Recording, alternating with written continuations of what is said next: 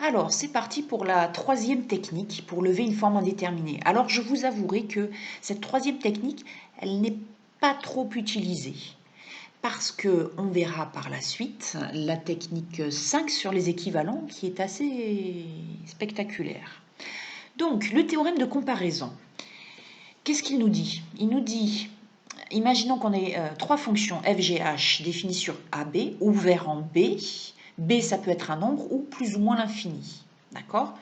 Donc ici, les limites que l'on va calculer vont se trouver quand x tend vers B, puisque il ne fait pas partie de l'ensemble de définition, donc c'est souvent sur une borne ouverte qu'on calcule la limite. Alors, c'est parti. Donc imaginons que f soit plus petit que g, et que g tende vers moins l'infini. Alors c'est assez intuitif et assez logique. Si g tend vers moins l'infini, et que f est plus petit que g, f va lui aussi tendre vers moins l'infini, quand x tend vers b. Deuxième point, si maintenant f est plus grand que g et que g tend vers plus l'infini, c'est logique que f, qui est plus grand, va tendre lui aussi vers plus l'infini quand x tend vers b. Troisième point, cette fois-ci, la valeur absolue de f de x est plus petite que g et g tend vers 0. Donc vous comprenez pourquoi on a pris les valeurs absolues. Donc si g tend vers 0, à ce moment-là, valeur absolue de f de x tend vers 0 et donc la limite de f de x quand x tend vers b, c'est 0 également. Et le dernier point, qui est connu comme étant le théorème des gendarmes, vous avez une fonction f de x qui est encadrée par deux fonctions h et g, et ces deux fonctions tendent vers la même limite grand L, limite finie grand L. Alors, la limite de f de x, c'est donc grand L. Donc vous voyez que les théorèmes de comparaison sont assez intuitifs. Alors maintenant, pourquoi est-ce qu'ils sont moins utilisés que les autres techniques? Eh bien parce qu'en fait, vous voyez, au départ, a priori, par exemple, si je prends le point 1, a priori, on ne sait pas quelle va être la limite de f. Normalement, on cherche, on a une forme indéterminée, donc on ne sait pas ce que ça va donner. Et comment savoir s'il faut chercher une fonction g plus grande dont la limite est égale à moins l'infini, ou g plus petite dont la limite est égale à plus l'infini, ou passer par les valeurs absolues ou un encadrement.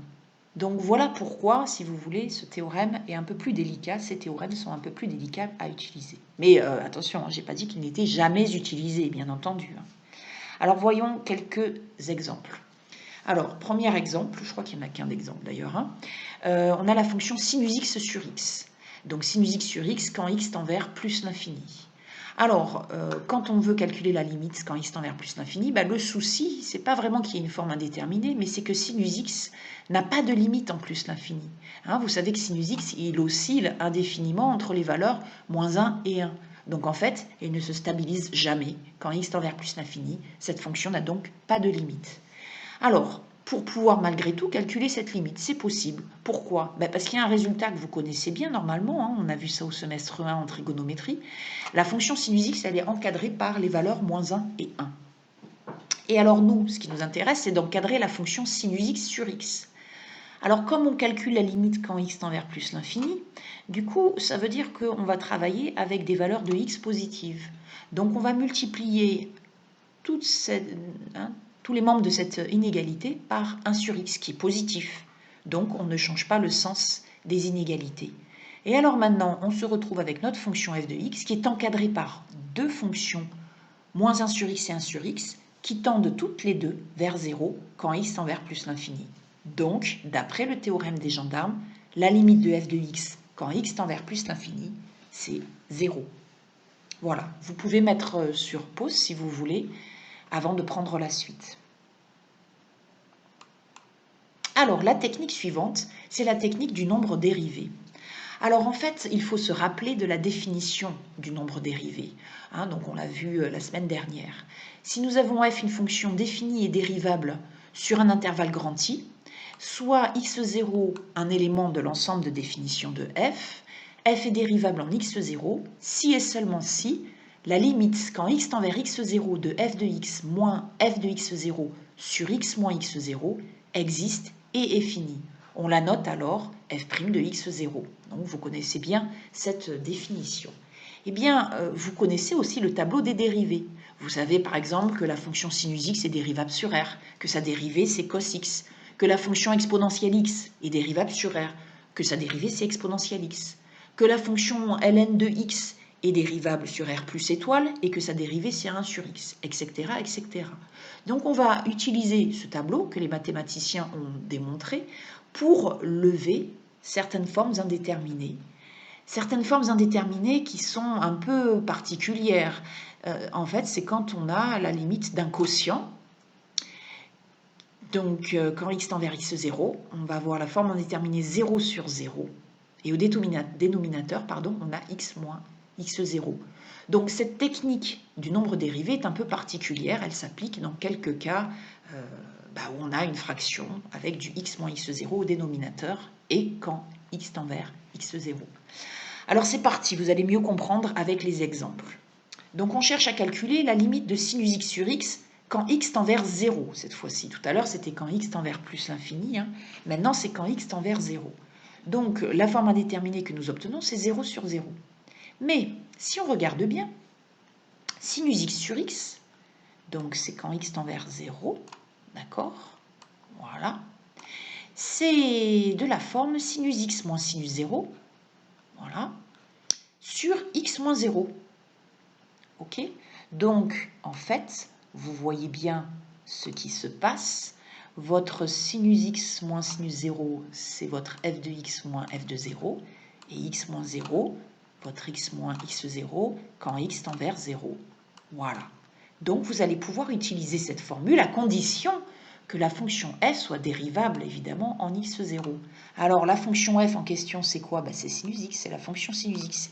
Et oui, elle est effectivement dérivable sur r tout entier même, d'accord? Donc, a fortiori, en 0. Sa dérivée, c'est cos x. Donc ici, on n'a plus qu'à appliquer la formule.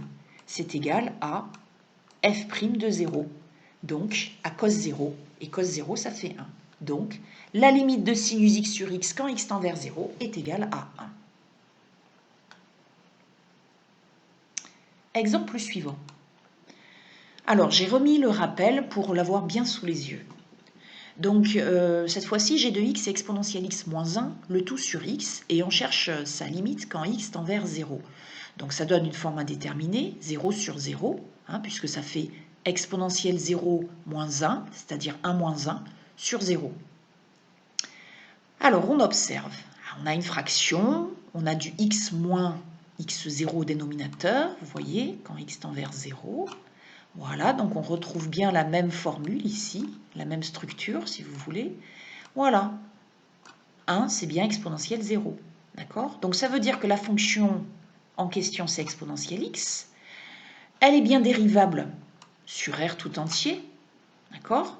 Et sa dérivée, vous la connaissez, c'est exponentielle x. Donc, ici, on obtient exponentielle 0, c'est-à-dire la dérivée de f en 0. Et ça fait 1. Donc, la limite quand x tend vers 0 de exponentielle x moins 1, le tout sur x, vaut 1. Un troisième exemple. Vous pouvez mettre sur pause si vous voulez pour chercher les exemples. La limite quand x tend vers 0 de g de x, qui est égale à ln de 1 plus x sur x. Quand x tend vers 0, ça fait ln de 1 qui fait 0 sur 0. On a bien notre forme indéterminée. Alors maintenant, on essaie de regarder si ça s'adapte bien à notre expression ici, notre formule. Ben oui, effectivement, on a bien f de x moins f de 0 sur x moins 0 quand x tend vers 0. Donc, il nous faut calculer la dérivée de ln de 1 plus x. Alors, ln de 1 plus x, elle est dérivable, attention, sur moins 1 plus l'infini. Parce que ln de 1 plus x existe si 1 plus x est strictement supérieur à 0. D'accord? Si 1 plus x est strictement positif.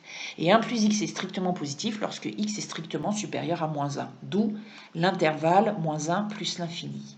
Bon, 0 fait bien partie de cet intervalle, donc pas de problème. On dérive ln de 1 plus x, c'est u' sur u, je vous rappelle la formule, donc ça fait 1 sur 1 plus x, Et donc en 0, ça fait 1 sur 1 plus 1, 1 sur 1 plus 0, pardon. Donc ça donne 1, ça marche. Exemple suivant. Alors, c'est vrai que depuis le début, on n'a que des limites quand x tend vers 0, donc je vais un petit peu varier les plaisirs. Et x va tendre vers pi sur 6 cette fois-ci. Alors, donc x tend vers pi sur 6, d'accord. Donc, il nous faut ici vérifier qu'on a bien la même formule. Ça ressemble, hein, on a la forme déterminée 0 sur 0, hein, ça, bien sûr, vous avez vu, hein, ça fait 2 sinus pi sur 6, c'est 1,5. Donc 2 fois 1,5, ça fait 1, moins 1. D'accord? Par contre, là, c'est un peu différent.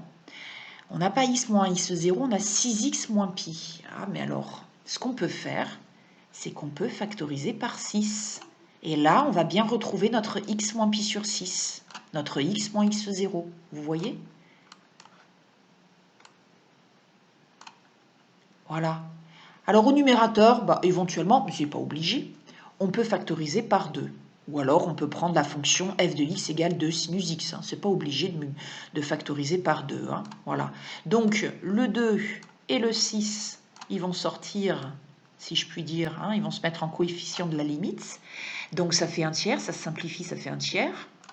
Et donc ça donne donc là bien la formule, hein, f de x moins f de pi sur 6, parce que 1,5 c'est sinus pi sur 6, sur x moins pi sur 6, quand x tend vers pi sur 6. Donc la fonction en question, c'est sinus x. Elle est dérivable sur r tout entier. Sa dérivée, c'est cos x. On n'a plus qu'à calculer la dérivée de cos x en pi sur 6. Donc ça donne cos pi sur 6. On n'oublie pas le coefficient 1 tiers ici. Et donc, ça fait 1 tiers fois racine de 3 sur 2, c'est-à-dire racine de 3 sur 6. Voilà donc pour la technique sur le nombre dérivé. Donc, nous allons maintenant passer à la partie 3. Donc, je vais arrêter ici la vidéo.